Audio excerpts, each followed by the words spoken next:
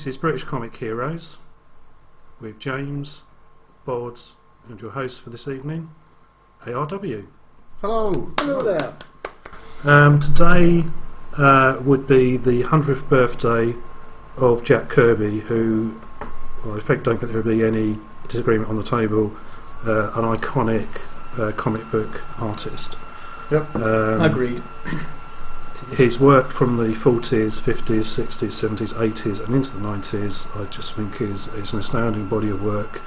BCH has for the past 20 days posted 5 original Kirby images, and these are not from printed pages, these are actually off of the original artwork, to show the quality and the variety of the material that he was producing.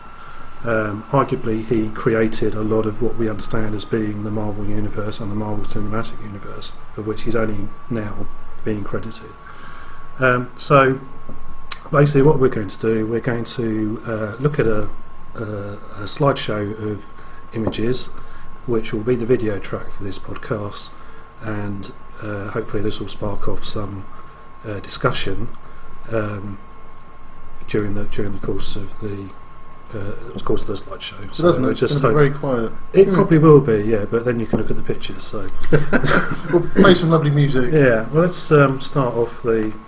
Well, just to add on what you said there, it's one of the major points of contention amongst comic fans that Stan Lee has this iconic standing and being pushed in things like the Marvel Cinematic Universe and his appearances, cameos and things like that, whereas Jack Kirby, apart from amongst the sort of particularly comic geeks, is comparatively unknown, but he was as important to creating Marvel and the most iconic properties as Lee ever was, and I think it's good that it's the 100th anniversary birthday is good, and I think there's a Kirby appreciation page on Facebook that's run by his son, I think, like that, or grandson. There is a Kirby museum. Yeah, you probably have to look it up online, and they have some original images. Yeah, there. Yeah. But he had a wonderful style. I mean, he's famous for the really strong graphic design and the layout that you see. He's really strong in his use of 3 dimensions. His characters tend to have very distinctive but somewhat samey facial structures, certain kind of things. And I always, forgive the phrase, I always think that his hands look like a bunch of sausages.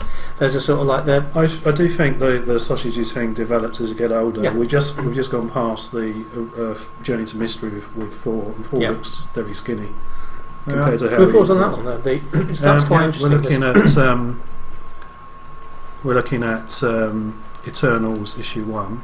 Because the Eternals, one of the amazing things about Eternals was the use of those giant figures that, of course, Kirby was incredibly famous for, with things like, obviously, the most iconic being Galactus. And there's a lovely thing about Kirby that's, again, not particularly well known, is that there was I have a personal favourite, one of my favourite fantasy authors of all time, is a guy called Roger Zelazny, and Zelazny wrote a magnificent novel in the 60s called Lords of Light, which is about what appears to be warring Hindu gods fighting on a mythic war. In fact, it's a sci-fi story where a group of space travellers have crashed and they're masquerading as the gods using technology and psi powers. Right? It's a really powerful novel, won a Hugo Award, and it got optioned for being developed as a sci-fi film in the 70s. Jack Kirby did the concept art for this production. It's stunning. They have these magnificent figures meant to be in a huge like theme park or a sort of great sort of temple and arena, and they are really like Galactus and the Celestials. They've got the same kind of proportions, the same detailing, all that almost Mayan headgear type of look. And the astonishing thing about this is that this production got raided by the CIA, who stole all the development materials, and this production, Lord of Light, with the Kirby materials, was the actual film on which Argo is based. The fake film recce to Iran, where they went to rescue the hostages, was actually not Argo, it was Lord of Light, including the Kirby artwork. And if people want to have a look, seriously, look at Kirby's artwork for it. It's iconic in every possible sense. It really is. And it just shows what he's so good at, with those giant figures. And I can't think of anybody, and any comic artist who's ever produced those kind of figures as well as he did. It really was. And Eternals was particularly good at this. Yeah. I think that's a fair point. I think what's unusual about this as a cover, the actual giant here is the focus. But if you know the plot, then this gentleman in the yellow T-shirt is very, very unstated. You don't really appreciate his importance. Is that Icarus? Yes, it is. Yeah. Naughty in costume. Yep. So if we move on... Can I just ask one little question about that regarding Eternals? Yeah. Were the Eternals meant to actually cross over into the Marvel Universe? Because I think originally they weren't. The Eternals and the Celestials were supposed to be separate, but you get weird crossover. I have an issue where you see what looks like the Hulk. It's actually a robot made by students of the Hulk that gets animated by cosmic energy. But then it's like they're meant to be in a bubble separate from the Marvel Universe, but then they get bled across. And you get these weird parallels. So Eternals are responsible for the Inhumans. Yeah. We've seen in Eternal the MCU, for instance. They link with the Inhumans, they link with the Olympians, because of course they're very, very similar to each other. Yeah, I've forgotten that plot line, but yes, I think we do have an image on here, which we will get to, which is them taking on the Hulk. Yeah. But I've forgotten that plot line. But I assumed it was part of the Marvel Universe. I just didn't think the links were figured that close. That was from Bicentennial Battles. Yeah. This is Kirby, 1941. And again, one of those iconic covers of Hitler being decked by Captain America. Yeah. Which caused a lot of problems recently with the Hydra plot line, where they make out that Cap's been a Hydra agent all the way. That's just brilliant. One of my most Avenger images. Fantastical. I'm tired. Yeah, First Avengers image, And again, classic Kirby, but so clunky now. That's from 2001. Lovely artwork there. That's Marvel Tomb 1, which is the Liberty Legion and everything. Another nice cover. This is from, I can't remember what issue, this is Machine Man. This is Eternals again. City of the Toads. Lovely black and white, very, very crisp. This sad I couldn't get in a better... This is from the 1950s. And that's unusual, not his normal style. Yeah. This was a Hulk annual, I believe. In 1950s. This is... can't remember what superhero this is. It's not the Shield, is it? This is in 3 bits. I just thought this was a stunning piece of artwork. Found the Warriors 3. And just look at the detail on it. Can you just pause it there for a second? So they're probably very difficult to pause. But, the thing with that is, again, it's the thing with Kirby's art. It's the way he uses the complete page in the frame. You're getting. There's no dead space in it. Yeah. It's all, his sense of composition is brilliant. And the way that he creates focal points and foreground figures that are really, really strong against the background. Whereas some other artists, you look at it and you just think that's like, it's just like I couldn't be bothered to draw that piece of the control room. With Kirby, and it's, look at this. We're going to get another frame now. It's the sense of movement and dynamism as well. I think the other thing that really struck me looking at these images, like I say, you can tell this is actually the original page.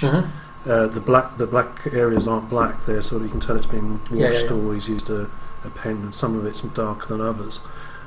What's really made a difference on a lot of these images is who's inking it. I find some inkers really bring out his work, and other inkers it's adequate. But you see other things in there, like, for example, that's a brilliant cover. This is the wreck having a go. The way he's showing things like the explosion, the damage behind it. And these are the little blobs, and these represent things like cosmic energy and things like that. And it really was part of his style. It's become a real convention in comic book art. I mean, I've got things like my beloved copy of How to Draw Comics the Marvel Way, and you see it's not by Kirby, but you see his influence just remaining through an entire generation of artists. There's a lot of influence. There is people used to say that Marvel house style. You go back to the 60s, Jim Steranko, you think very strong image, Barry Wintersmith, very strong. But when you actually boil down their early work, it's Kirby. This particular cover I split in two because it was so good. You will see, if you're watching this on Facebook, you will see the full image. For the video track, we've obviously had to go 16:9. There we go. So that's the bottom half of exactly. it. Lovely. But look at the musculature on Thor, the composition. That's just brilliant. And again, composition. Look at him straight on the line there. Thor is centre. He's perfectly balanced against the. It just feels that hammer's just ready to strike. It looks like it's animated, despite being obviously a still picture. You can just tell exactly what's going on. And doing those things like the 3D, the foreshortening, where Thor is taking the hammer over his shoulder, it's not easy, and it really is. I mean, and again, this is being done. That's one frame in the comic, one frame. So we'll move on. Yeah. This is a splash page. Yeah. It's slightly understated. This is another bit of Kirby's work, which is The Fly. Not a character you necessarily associate with Kirby. This is an early Fantastic Four with the costume that we don't talk about. The Invaders. Yes, one of my favourites. I'm not quite sure how the costume works before, though. I enjoy the X-Men we saw earlier. The cover. Yeah, the cover. What was it, issue 2, wasn't it? I think. It's nice to see the Invaders without the crappy eyes, to be honest. You tend to get in the mainstream. Again, this is DC, Kirby's DC work, the Demons. This is the one you're talking about, the Hulk. That's it. See, that's not the Hulk, that's the cosmic powered Hulk. Yeah. This is, I can't remember who this is now. Storm, Storm. Black Panther. Yeah. Great Use of image. perspective, those are fantastic. Yeah, slightly odd face on the body. I think the head should be higher on that. Yeah. This is an odd one as well. It's like Odin, no impressive, and Thor's going, what? Yeah, the Super Adaptoid. Yeah. Brilliant. Mr. Copy the Powers Man. This is Destroy Dark, and this was to do with some court case with Steve Gerber, and it's called Friends of Old Gerber, so it's a mistake on Foom. Rick the Troll. This is off of the back of the Treasury edition for the Avengers. Lovely image. That's the upper part of the same image. This is part of his newspaper strips that he did in the 1950s. Very unusual. Had to get Captain Britain in, of course. Nice. Of course. Somehow it seals him in the universe of Kirby's drawn in. This was an original piece that he did in the early 70s, which is Captain America. This is off the Captain America annual in the 70s. Very unusual. This is now his 1940s work. Blue Bolt. Hasn't survived into the modern age. Right. Hi Bucky. Yep. So that's this is the the Bucky. That looks really different. Not the Bucky, but as a reference. The original Vision. Yes. Michael James. Again, 1940s. Blue Colours Bolt are again. the same. The proportions of the characters and their facial structures are different now. I always think the Black Owl. I always think of is it Night Owl in Watchmen. I do wonder if that was an influence. Vision again. And indeed, is it Night Raven in the Defenders? Not Night Raven. I was surprised that Kirby did actually do.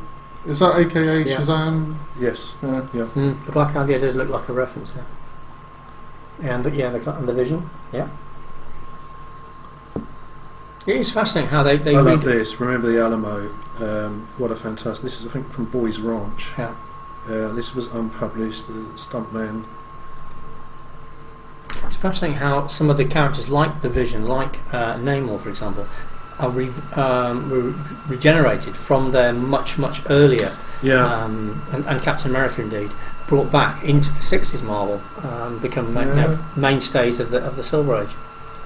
It's easy to forget that they did go away. Yeah. I find this is the Face on Mars, so it predates the 1970s obsession with the Face on Mars. Yeah. Kirby, I think, really liked cowboy strips. That's one thing I found with the Alan Class comics that I've got. You get a variety of stuff, including some of the stuff that they had plates from the 50s and the 40s, and every so often you'll go, that's Kirby. It really just leaps out at you. It does, yeah. I like the fact it does the caricatures as well. Yeah. Again, a lot of the kids in the 1940s, boy commandos. Yes. Not sure how that concept worked, but child soldiers, effectively, very politically incorrect. There's Bucky, hammering the Red Skull. I think that was the Young Allies. Yeah. before his more Russian influence. Yes, exactly. Turned bad when Bucky's go bad. I think that's Fighting American. I couldn't say it. That's the Shield.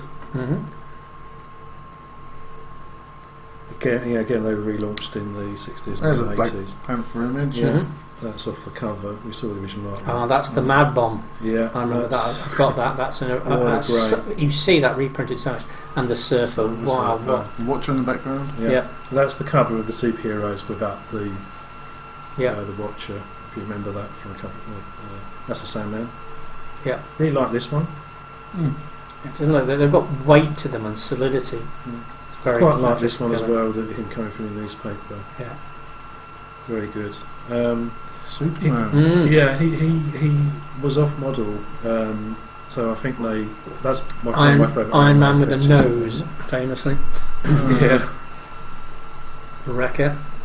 I think when Kirby did Superman, I think he was off model, so they tended to put another head over the. Yeah. And you will see on this slideshow examples of where Kirby's artwork's been patched. If I can spot them, I'll point them humans out. There. Yeah, lovely dynamic panel there. Another great one I thought. Yeah. Did he not work on Spider-Man at all?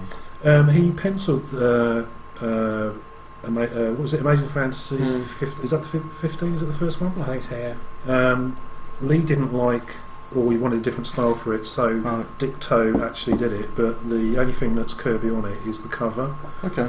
And I think the cover of Amazing Spider-Man 1 is Kirby as well. Yeah, I've just seen that one there. It was the Grey Gargoyle. Got that. Said that in my collection. When did John Romita come on board?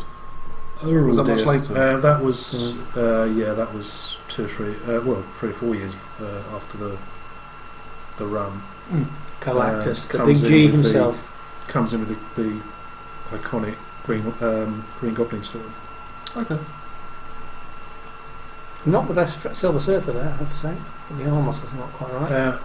The framing here probably isn't doing it justice. No. I do love that a lot. I like this under.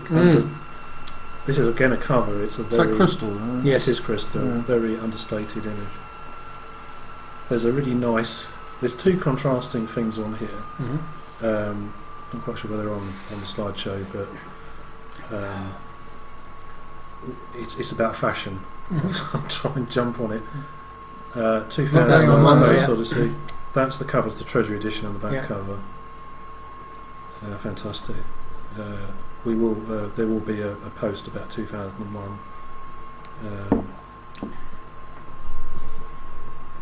Another great image. He looks somewhat younger there. Does he's had our life since? Yeah, lovely cowboy image. Galactus reaching out. Yep.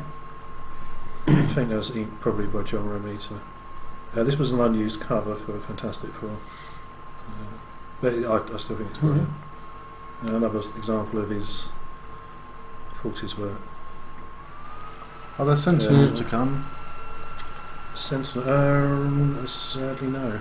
Oh my! How have you missed out the Sentinels? Yeah, giant purple robots. I don't know. I'm going to get them in the podcast. Yeah. Another 40s. I love that. Another cowboy thing. I really think that cowboy titles and science fiction were his. So that's from 2001 again. This is cover work for the Champions, but that's it. In the 70s. That is inked by somebody. Good. Yeah. Again, Superman off model there, I feel, slightly. Look at his head. Well, I'd really like this one. Again, another cowboy one. The full images, you will see the full images. It looks like it could be a storyboard for a Tarantino film. His Western stuff. It really does. It's got just life to it. Yeah. It's just funny how things just come alive. This is Destroyer Dark. Again, it's Superman image. This is Captain Victory. Couldn't really frame him better. But looks very, very like the Eternals though. This is from Superpowers, which was a toy range in the 80s. Again, love that. It's just that cowboy's looking at the cowboy's face and his giant hand on his chin. That's a serious moustache. Yeah. Oh, that's classic Kirby. There it is. Nice. Again, the Inca the perspective really and does. the height you get just from Yeah. There's another one I quite like. Again, you'll see the full image, but again, off a Ghost Story, but the detail is brilliant. Captain Victory again. Fantastic Four 100. That's off the original artwork. You couldn't really have Kirby without one of his monster. Tor. Yeah, we couldn't spell Thor properly. Spider-Man. There you go. There we go. Iconic. Was that Kirby drawing that? That is Kirby. Yeah, wow. It seems really unusual to see him drawing someone who's much slimmer. That's a splash page. Yeah. With the so, I mean, he's touched quite. I think this again off an iconic storyline. It's where the Avengers change their lineup. This is one that's been patched. You can probably see. Yeah. It's been Captain America's been cut out. Another fantastic cowboy one. Just the detail on it. Yeah. Another Ghost Story from the 50s. The action on that. That's just a panel, and that's from the Avengers again. The lovely tax collector from space. You might remember that one. This was really unusual. I look at the full cover of this one. It's I think it's called Foxhole. Very, very unusual. This is Skull, I think. Again, a lovely splash page for 4. No, look at the detail here. I'm trying to read what it says on here. Taylor something on the building. Invaders. Yeah. Such a good format that was. This is a cover. I think this is brilliant. Again, one of my favourite images, as this one is. Trapster, one of the most rubbish superheroes of all time. Look at Paste that. Pop Look Pete. at that picture, though. Yeah. Brilliant. I love the fact that Zemo petitions the Trapster to try and get his mask off. The man who's got a bag on his head, and he betrays him. And Paste Pop Pete could have done it, and he's like, no, I'm just not going to help him anymore. It's one of the funniest storylines ever. This is Towers of Asgard. Yeah. It's again that Kirby influence on the Asgardians is just amazing. Commandy, another really dynamic. Yeah. I quite like this Nice one. Nice This four is Fantastic Four, and then they're seeing Ant-Man off. I mean, brilliant. I think that's Fighting America. I'm not sure. Another one of the origins of the Marvel Universe. Yep. The Fantastic Four. Devil Dinosaur. Yep. Wasn't that in 2000 AD? The awesome appearance of Odin. I think in 2001, but I'm not sure actually. I don't know if it had origins in that. Treasury Edition. Colour work. I'm not quite sure what that was. Quite interesting, different sort of painting style. Yeah. Oh, no, Nick Fury. When Nick was still white. The current title, Moon Girl and Devil Dinosaur. Yeah, so it's based on that. Yes, you're right. Pencils. Getting wires crossed. The Beast, which is a X-Men poster. Again, this is the original artwork, and we've seen that on Fantastic. That's a really lovely chapter page from the early run. Fantastic. I love the way the Human Torch is portrayed in this era. Yeah. Great. It's great. Look at the dynamic angles there. I think this should say "Run him down." It's actually on the artwork and also on the original cover. It's always. It says "Gun him down," but obviously they're not. Look at this. Yeah. Look at this. This could be ABBA. I just love the fashion there. Give me a thing after midnight. Namor, Masterman from the Invasions, Very crisp. I mean, he'd been drawing Captain America off for 30 odd years. Yeah. Nearly 40 odd years. Marvel Again, Girl. another poster. Great splash page. Again, another poster. Very different sort of faced Thor to how he comes there. I think this is inked by Chick Stone, so I think it does give it a different tone. Yeah. Tonal look. Classic. Classic, and the Surfer. Tyrannus. There you go. So I think that was name check, wasn't it? Yeah. Another cover before. They actually did, I think, a one colour wash. This is a fantastic cover as well. absolutely amazing. Yeah. Right. Planet. Yeah. Not quite sure what that was. I don't know if it's a title or it looks like it ought to be an animated series, doesn't it? But this was towards the end of his career. Or a toy range, yeah. Maybe. Original X-Men. Yeah. The demons. Yeah. Etrigan, isn't it? Yep. And it's going into the splash pages from Fantastic Four. Again, classic coloured Galactus there. That is. This is all from one. This is all from one range of issues. Again, Galactus, Silver Surfer. The Surfer's faces just doesn't look quite right. It's really odd. I think I've probably got such an iconic image from him, things like the Superheroes comic in the 70s. I just quite like how Reed has become quite a stiff, upright individual. You mean there was a time he wasn't? Well, I don't think he was. He's not exactly Mr. Party Boy in my lifetime. Well, yeah. You see, seeing him in his civvies. Yes.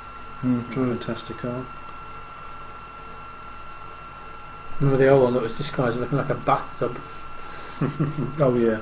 That's referred to in the Treasury edition. Not a great look. My favourite ever Fantastic Four cover. Yeah. Who's in the foreground? The Mad Thinker. Mm. So this is Psycho Man. I think that's the last image there. So I think over this,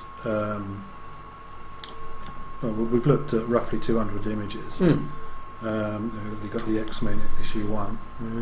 Yeah. I love the way the force field bends to Cyclops' beams. It's just like, don't get that from anyone else's artwork. Yeah.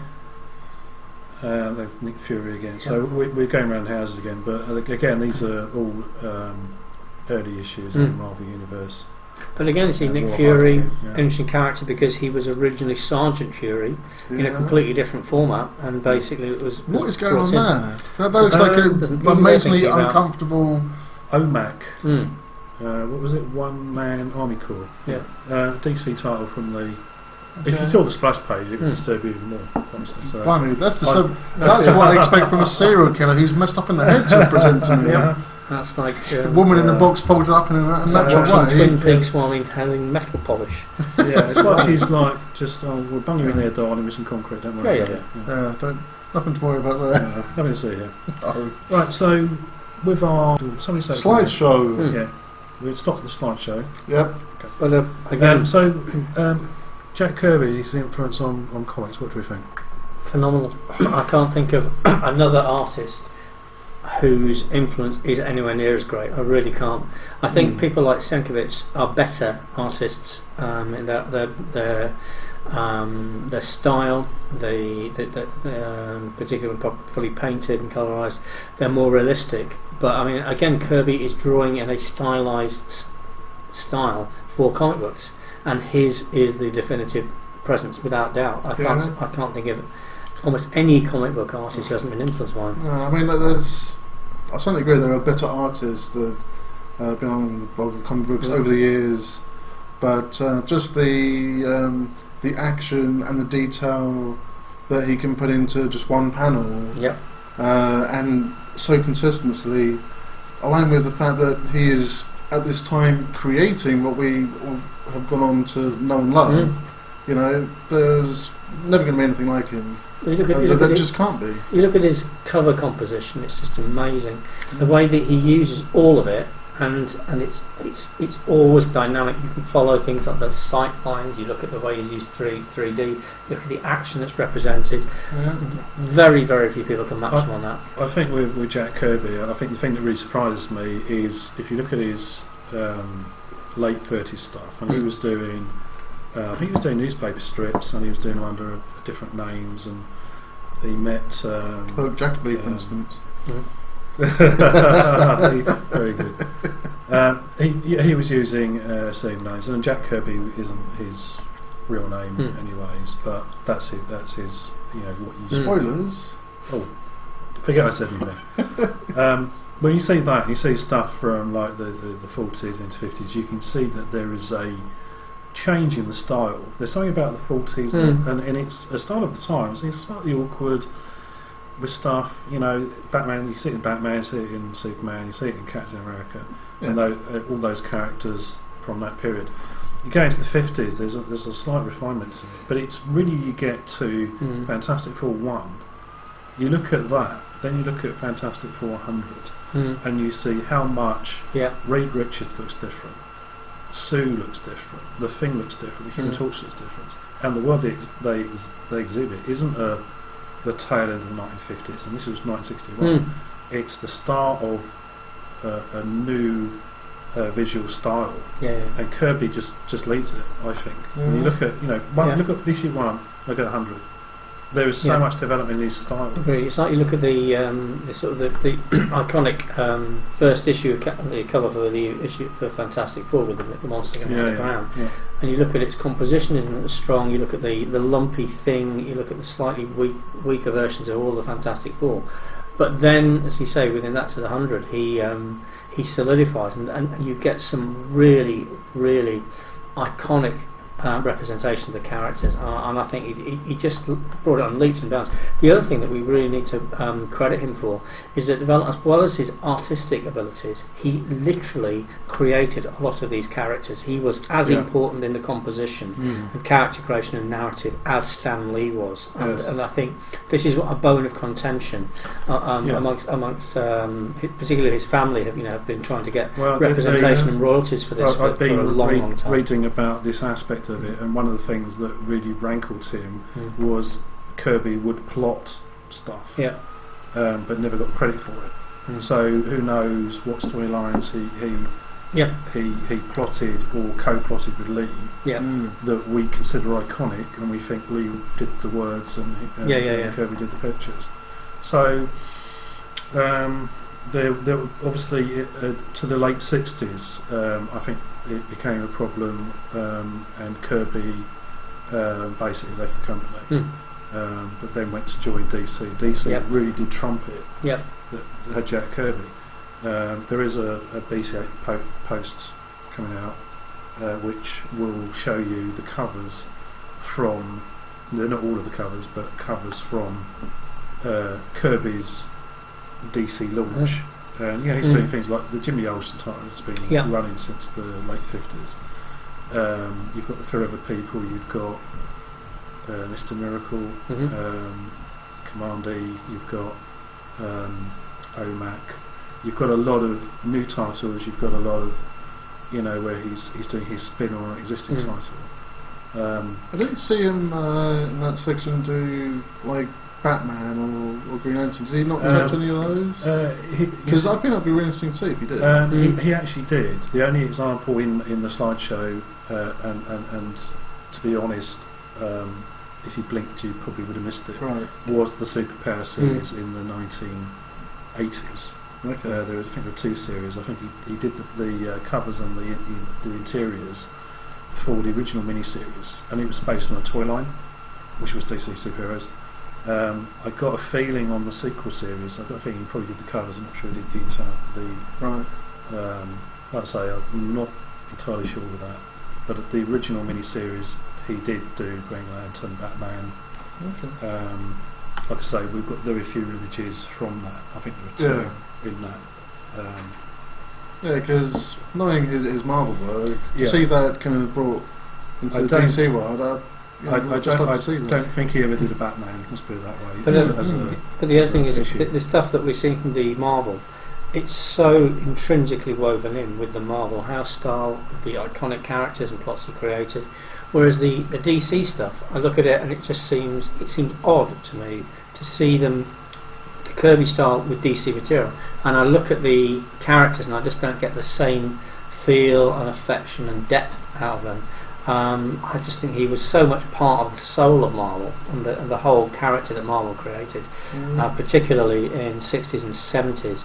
I just think his presence is iconic to the entire Marvel brand. I really do. But as we mentioned earlier, if you're talking about house style, you had Barry Windsor Smith consciously, I think, trying to be to have that Kirby style when his original Daredevils, and he did the work he did on the Avengers was beautiful.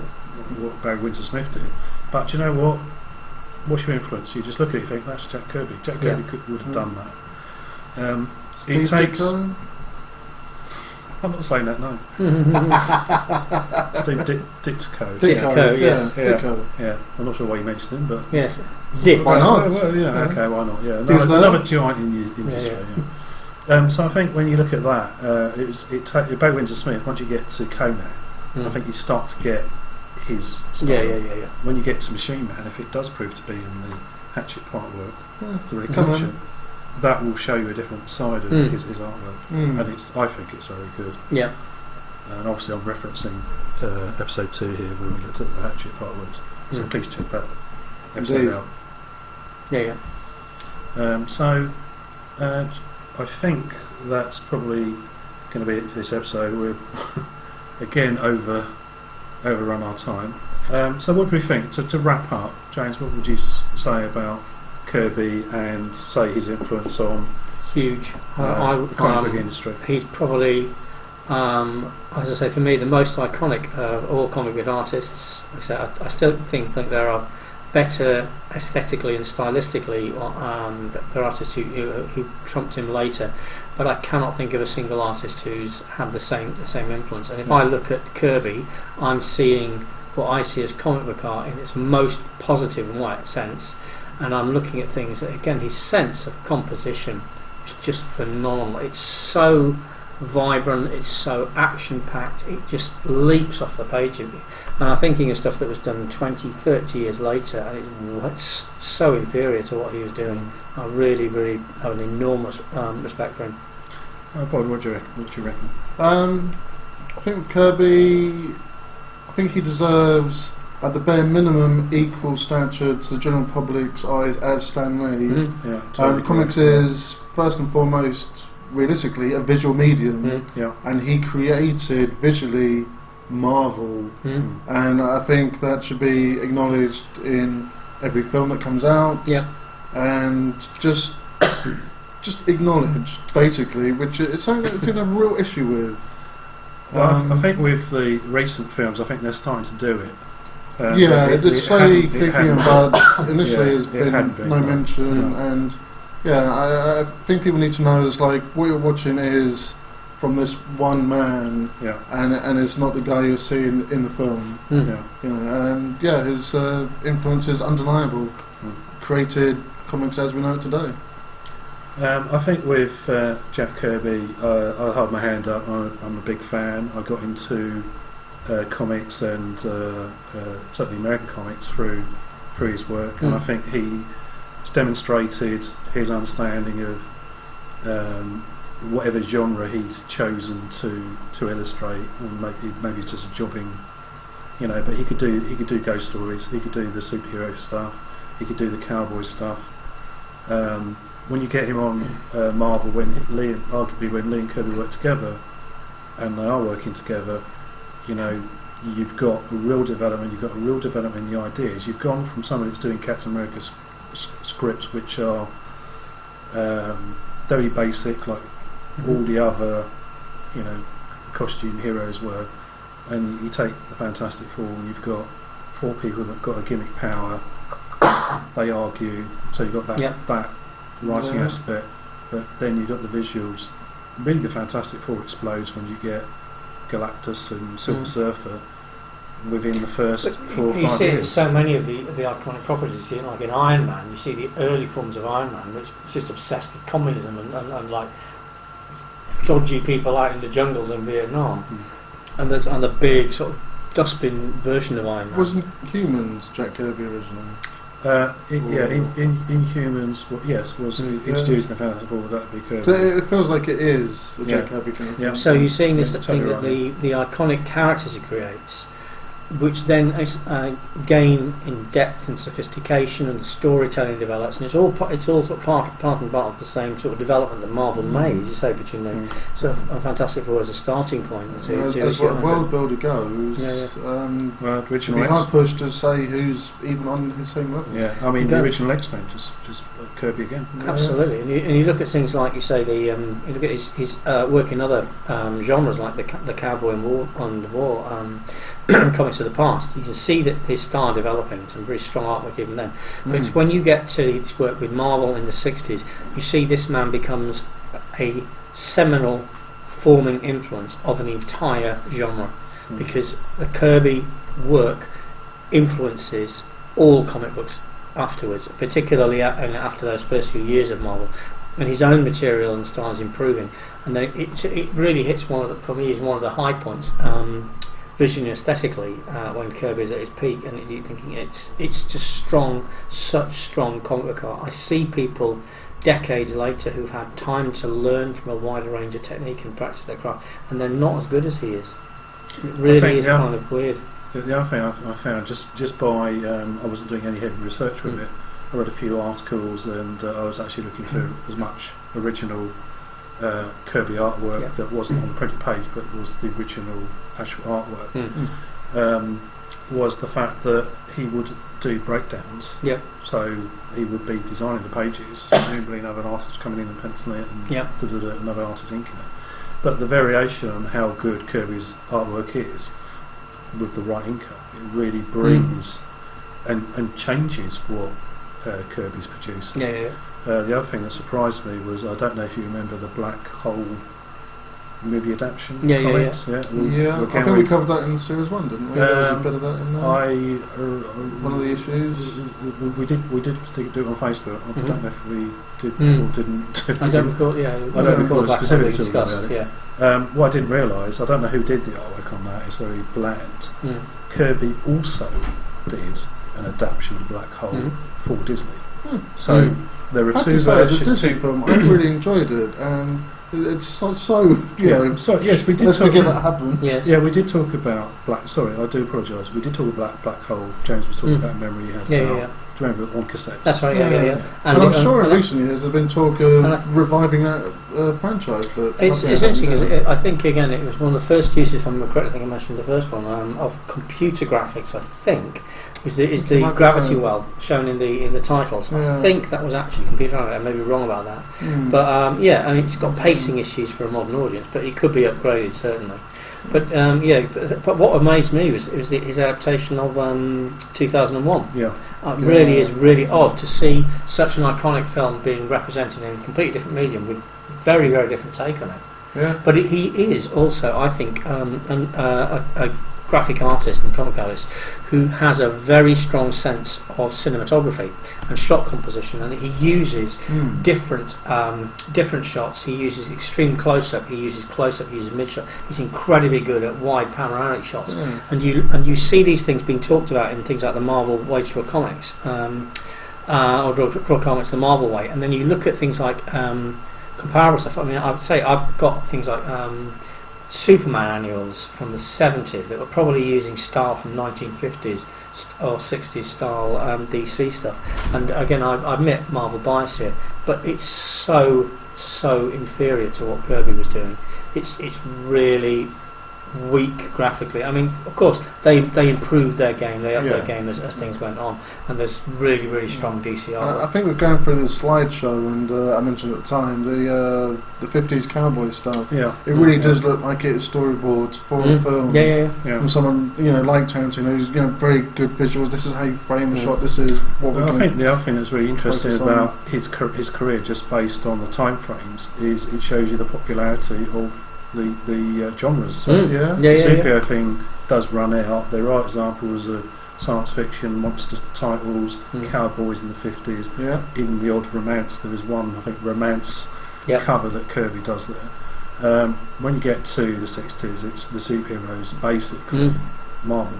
Basically, I think Rick kickstarts that. But you could argue that DC had done that. They'd already done the JLA. They've been keeping this going. I mean, because what's ticking over, aren't they? and I think is strange, and again I've only really appreciated because I grew up as a Marvel fan, is that how DC often introduced superhero concepts and story types and even art styles decades before Marvel, revived themselves and reinvented themselves in the 60s. But Marvel added certain things to the formula. It added things like human frailties, complexity, more social background to its stories. If you look at the Superman stuff of the 40s or 50s and onwards, it's still very, very two-dimensional in many, many ways. You get something like, for example, the X-Men, which had this sense of teenagers, and there being a different way of telling it. You're getting this different visual style, and I think it's one of the things that obviously Marvel brought to the field, and Kirby played a major part in that. So yeah, I mean, I think he's got to say I think he's a wonderful and iconic artist. I think he's vastly underrated in popular culture. Yeah. He's known within geek culture, certainly. I think he should be an awful lot more homage than he is, and I'd love to see more of his stuff being represented. So, given you're also younger than James and I, but not much. I'll keep mentioning it, by the way. Yeah. Sure. Do you feel that there is any comic book work that you're familiar with when you were growing up, or even now, that you think, from what you've seen, and I'm not sure how familiar you are outside of the Hatchet stuff, that is there anything you think, I can see his influence? Certainly growing up in the 80s and the comics as they were then, I think the influence was a lot clearer. Yeah. Because obviously some of it was current, a lot of it was still riffing off the Kirby influence. When we hit the 90s and that influx of the artists we had then and since, and the style that's been born out that era, far less so in the modern day. But I think that's true. His fingerprint's still there if you consider character design, world building, and all of that. So it's still there, but the art style not so much. It's too old fashioned for the modern audience, basically. But as I was growing up in the 80s, it was still a thing, and that's how comics looked. I think I may be wrong about this, but I think that we were just saying previously that I particularly find that Marvel's art and narrative style in the 90s is not a particular favourite of mine. And I think one of the weird things is that it comes in that transition period, almost what you were saying there, that it's like a friend of mine was a very, very talented drummer, and he said that the jazz drummers of the 20s and 30s were much, much more advanced in their technique than many of the generations of drummers that came after them. In many ways, curiously, each generation gets weaker at this.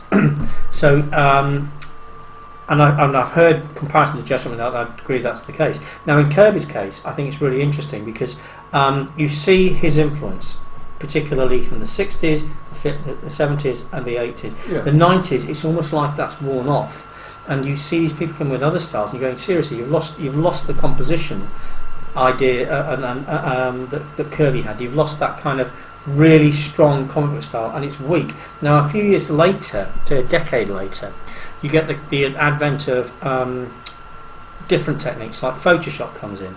You get in the use of colour gradations, you get digital painting. So there is a kind of renaissance in some ways, and it's moved away from the Kirby type style, which is more adapted to the print and colour techniques of the 60s, the 70s, etc. So, but that for me, that 90s period is the kind of, it's the interregnum. It's kind of like we've fallen between the two great kingdoms, and we're just going, any other rubbish will do now. Because you've got the heavy kind of military pouches everywhere influence of Rob Liefeld, the undeniable influence of Todd McFarlane on titles like Spider-Man, and just how well that style did. Yeah. His influence is undeniable to this day. And all those guys who then just left Marvel in particular, and made Image Comics, and I think then Marvel were in a bit of trouble with who they had left. It was like, well, we've still got to compete, and our top guys have just gone. So that's I think that's very much a sign of when they were they're trying to up their game to meet these guys. but the artists they currently had still on board weren't up to that level. I think, gentlemen, that we are again overrunning, so I think we do need to wrap up because we're going to be chucked out if we don't. Any last thoughts? And hopefully we can keep it utterly iconic. I'd love to see what Kirby could do, given the modern technologies for art and composition. I get, but it's a man who defines really the paradigm and the apex of his era. I think he is, without doubt, the most iconic comic artist I can think of. No one even comes close to him. Yeah, definitely. Influence undeniable. People throw genius around a lot, but you know what? On his 100th birthday, that man deserves it. Absolutely. Yeah. Right, we're British Comic Heroes, so thank you, James, for joining us. Thank you. Thank you for Bob for joining us. Thank you. Thank me for joining us. Thank you. And good night. No actual heroism involved. Good night. Your warranty may vary.